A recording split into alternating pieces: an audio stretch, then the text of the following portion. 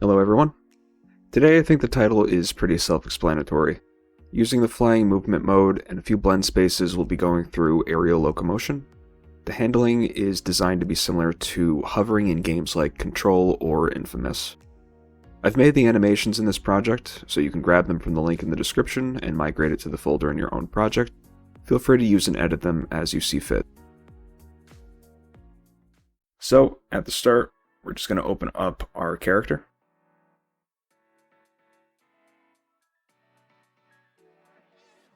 I'm going to make a new variable. I'm just going to call it flying. And I'm going to remove the touchpad inputs to make more space on our jump. And we're going to change what we do when we hit the jump button depending on our movement value. So we'll drag in our character movement. Then we're going to get the movement mode.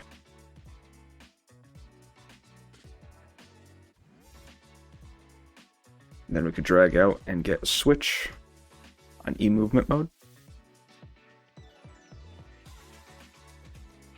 Disconnect our jump and our stop jumping. And we'll duplicate the movement mode. The first one is going to be ongoing. And the second one we're going to have as our started.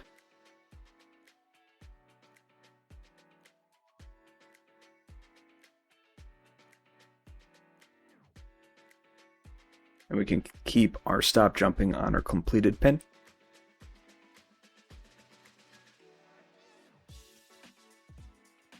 So off started, if our movement mode is walking and we press space, we're going to jump. Otherwise, we're going to start our flying by going into our idle. Since we can hover in the air, we're just going to make a custom event and call it start hover.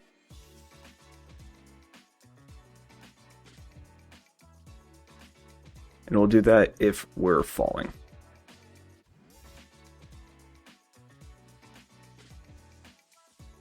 Then we're going to be using our jump input as a means of going up, so we're going to make a new custom event. And we're just going to call it move up. And on our ongoing movement mode, while we're flying, we will move up.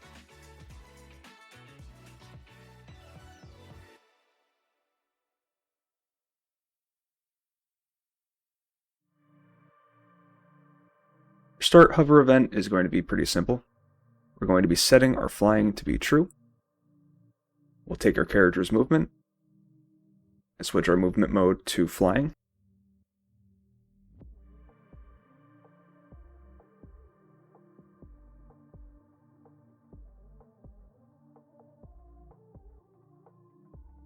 And for better control, we're going to get our orient rotation to movement.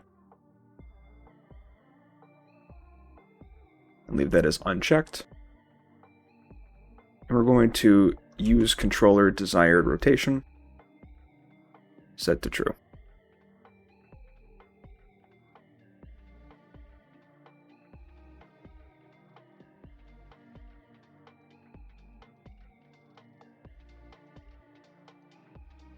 And all we need to do to land is just copy all of this, duplicate it, make a new custom event, and call it land. Uncheck flying, change us back to falling, check orient rotation to movement, and unchecked control desired rotation. Now going to our move up, very simply we're going to get the actor's up vector, and we're going to add a movement input.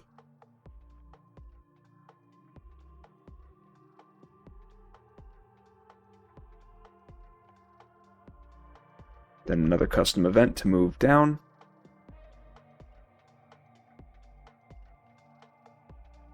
We'll copy this and change the scale value to -1.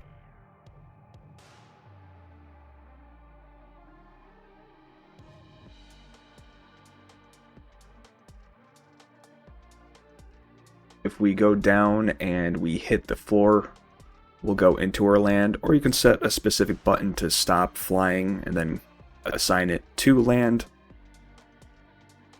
but we'll just do both. So we'll get a branch, going to get our actor's velocity. I'm going to split the structured pin. And we're going to check to see if our z value is equal to 0. Then we're going to get a small delay, because that will just stop us from flying as soon as we let go. And there's a little bit of drift when we're flying, unless you're going to remove that yourself. So we could set a very, very small duration, like a quarter of a tenth of a second. Get another branch, and then check again. That way when we let go, we automatically start drifting. Our first branch is not going to be true. At the same time, our second branch is going to be true. Otherwise, if we hit the ground, that's the only time our z value is going to stay 0 for long enough. So then we can call land. So now that we've moved down, we also need to have some input that allows us to go down. So we're going to create a new action input.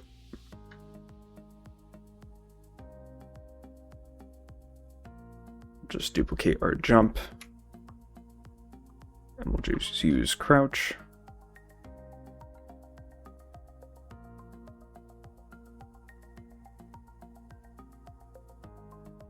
And in our IMC default with the project, expand out our mappings. Then we can add our crouch and assign that to left control.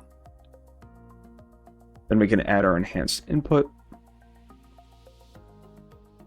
In the enhanced action events, we'll put a branch, not on triggered, but on ongoing, that if we're flying, then we can move down.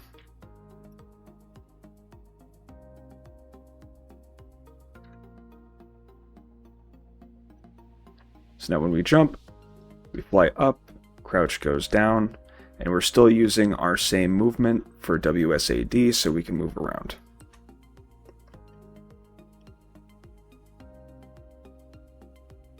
So we'll set up the animations by going to our anim class.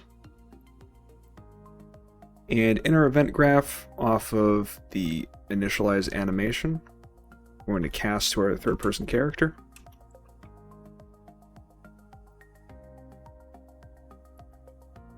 Just copy the get owning actor. And we're going to promote it to a variable. Then after our character get, we'll get the reference to our character and convert that to a validated get.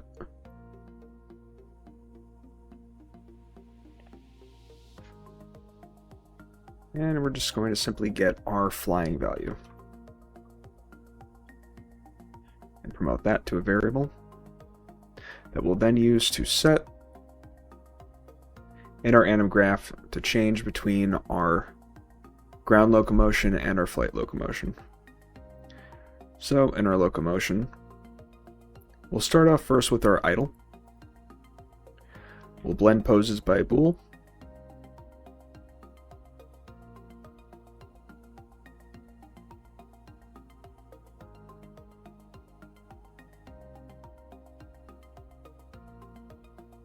So if we're not flying, we can use the default idle. And then we'll go to our 1D blend space and add it to the truth pose. Now, we can't necessarily just put in direction because that's going to be based on our character's ground velocity. So go back to our event graph, and off of our velocity we have the get vector length XYZ. We can drag this out and we can break the vector and promote the z value to a new variable, which we'll call z speed. Just on our speed on the z axis, since our ground speed is only going to be using our x and y. And back in our idle state, connect that speed into our direction. So now if we try this out and we go up, we're flying up, and flying down, and in our idle animation we're just changing which way we are facing. So when we go up and down, since we're flying, we don't have any braking acceleration applied, so we're just going to drift forever. So in our character movement, just search for brake, braking, deceleration, flying. And we'll change that to 500 by default. So now we drift a little bit. And the faster we go, the longer it takes for us to brake. And I'm also going to change the blend time to 0.8 rather than it being a very immediate switch.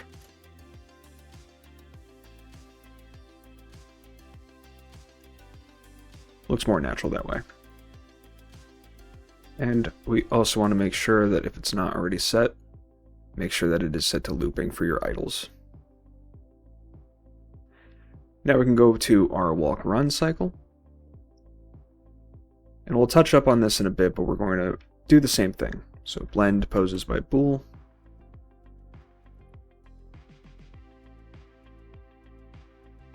Connect our ground movement to the false pose. And we'll add our 2D blend space to our true pose. We'll start off by getting our direction and our ground speed, since this is using the same axis as our ground locomotion.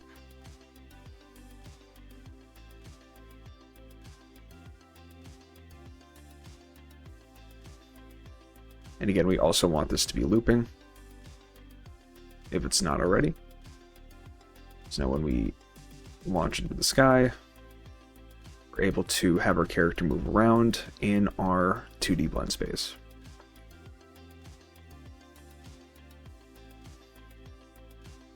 Now there's two things that we're going to change. We should have a seamless transition if we go from our fall loop to our locomotion, as well as our jump to our locomotion, if both of these transition rules are set to flying. That way we don't get that jitteriness when we try to jump and then jump again.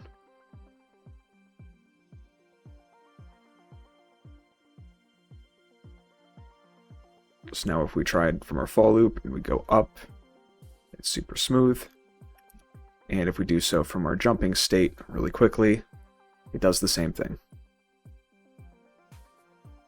One other thing to note is that when we move forward and then we move back, we have this sort of slow pace to it. Now this is more of an aesthetic change. When we calculate our direction and speed based on velocity, velocity is only going to apply in the direction that we are currently traveling in, not the direction that we want to go. So if you wanted to change this so then our character is able to lean in a direction that they want to go to before they start moving, we're going to have to do a little bit of math. Fortunately, the math is very easy. We're going to be using the character's forward vector and right vector, and then we're going to be multiplying it by the action values of our movement input. So we're going to get our actor's right vector, and get our actor's forward vector. And we also want to be getting the action values, so I'm just going to disconnect these and recombine the structured pin, then promote that to a variable, so then we can just get one variable instead of two. Then we could split them again and reconnect them to our movement function. Get our action value and split the pin. Then we're going to multiply our x value by our right vector, and our y value by our forward vector, and add both of them together. And this will get us something similar to velocity, but it's going to be able to get it before we start moving, because it's based off of our input as we make it, rather than our velocity, which is calculated after input. So we're going to put this on a tick, and we'll get a branch, because we only want to do this if we're flying. We're going to promote this to a new variable, and we're going to be calling it the flight velocity.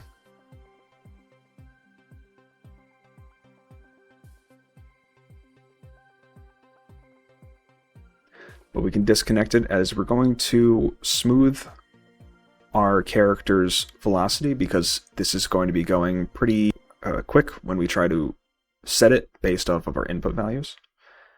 So we're going to VInterp to constant. That's going to be our target, and our current is going to be whatever our current velocity is set to. The result is going to be our flight velocity. We also want to make this simulate our velocity because the velocity will go up to our character's max speed. The animations that I've made only go up to about 300, even though max fly speed is 900. We're just going to set this to be 600. So since our right vector and forward vector can only ever be a maximum of 1 and a minimum of 0,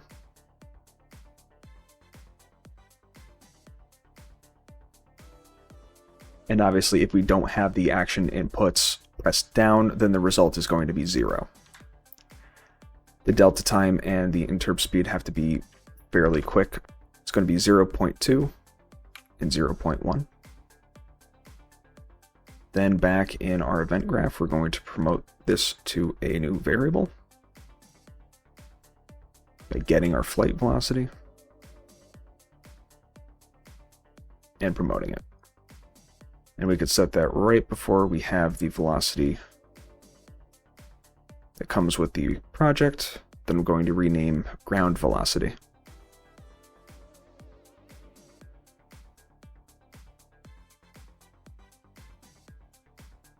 And then our final step, when we calculate the direction, we're actually going to select the vector based on if we're flying or not.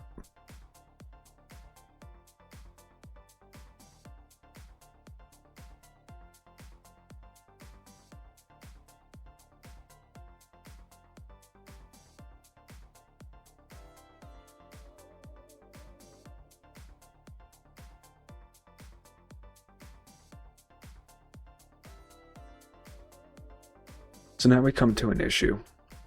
When we go forward and we stop, that's fine. We go back, well, we're only going to get one direction when we move this way. And that's because we're using our ground direction. We want to essentially copy the same vector length to ground speed from our flight velocity to do the same thing in order to get our velocity while we're in flight. So we'll copy the vector length xy, promote it to a variable, and we'll call it flight speed.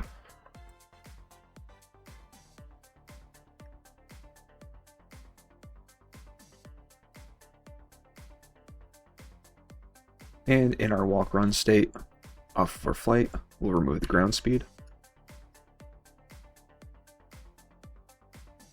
And we'll put in our flight speed instead. When we started this off, I did a VInterp to constant. We need to change this into just a normal VInterp too. That's because when we do the constant, the change is only going to be about somewhere between 1 and 2 for the vector point values, and it's not getting up to that 600 when we multiply our vectors by the integer that we set.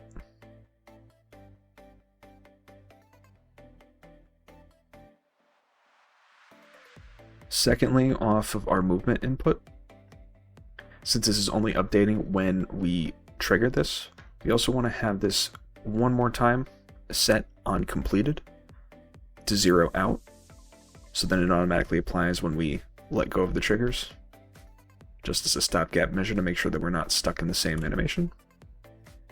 Now when we move along, and we've got to also go back and put our delta time in interp speed. When we go forward, we get nudged back. We're starting to change before we even begin moving. So we're like leaning into our movement rather than letting the movement dictate how our character is choosing these animations. So it looks a bit more natural and a lot more fluid. Then we'll go back to our animation graph. There's not really such great options to get this blended with our other up and down blend space. Get our second flight. And instead of direction, this needs to be the Z speed, because that's the direction of our up and down, how fast we're going to be going, and changing the direction when we blend these two together. And there's not too many options that we have, so we're going to do a layered blend by bone.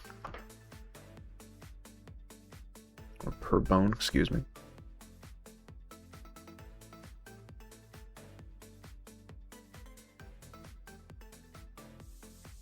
And highlighting the function, we're going to be going over to our layered setup, into the index, and adding a branched filter. And we'll just use the first spine point, which is spine underscore 01 with a blend depth of 1, which chooses the spline bone. We can increase the depth, so then child bones also get a decreasing amount of weight, so they're affected as well. We don't need to worry about that, so we're just going to change it to 1. Setting it to 0 or negative effectively just removes it from the layered blend. And we'll change the blend weight from 1 to 0.7. And when we go forward and we press space to go up, our character does move a bit. And when we go down, character moves the arms.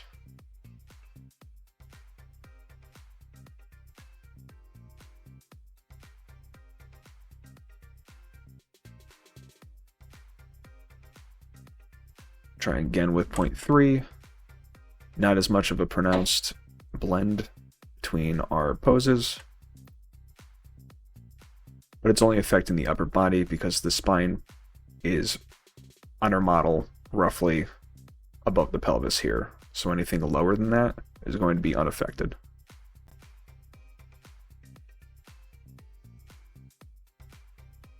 We could double up on these.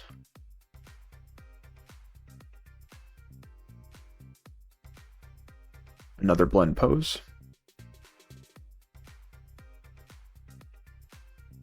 Since we already have a check for true to see if this is flying, we could just take our flight speed and check if it's greater than a certain value,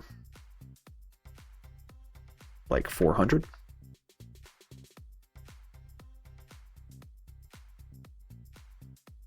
Give it a slower blend time between the two.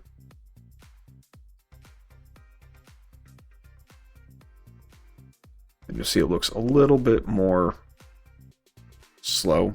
It's a bit more rigid because we're blending so much. There's not really too much that we can do for that. So if you're going to be making your own animations, my suggestion to you would be to sort of over-exaggerate the animation, especially if you're going into blending. But if you wanted to have a really robust flight system in all directions, you might want to use something like blend poses by int.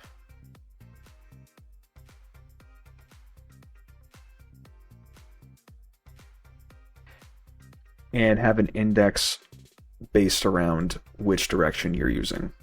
Because in addition to just the X and Y axis and a separate Z axis, you would want to have animations for XY, XZ, and YZ, and then pick between all of those if you had to have something really robust. But that is 3 times the amount of animations that I'd be willing to make for this tutorial. So I figured I would just leave that off with an honorable mention. Other than that, the only thing you really need to worry about is just what we previously did with the layered blend. Set the blend weight to something that you like. And you can also add more bones you see fit if you like different parts of the model to be affected. And that's really all there is to a flight locomotion. The animations you choose are going to be the majority of the work, and just like ground locomotion, you can add sprinting if you wanted a more anthem style of flight, but I'll leave that as homework for you. I want to say thank you to the pillars and students of the Patreon for their support: Winterberry Shark, Francesco Pota, Kay Panic, Shay Alexander, and Bags, and to everyone else who supports me on the Patreon. If you want to support what I do, or just have access to plug-and-play blueprints components, or a one-on-one lesson with me, or access to Patreon-only videos, go to the description and check out the Patreon. There's also some free stuff there as well. But that's all I've got for you for now. So thank you all for watching, and as always, I hope you've been inspired.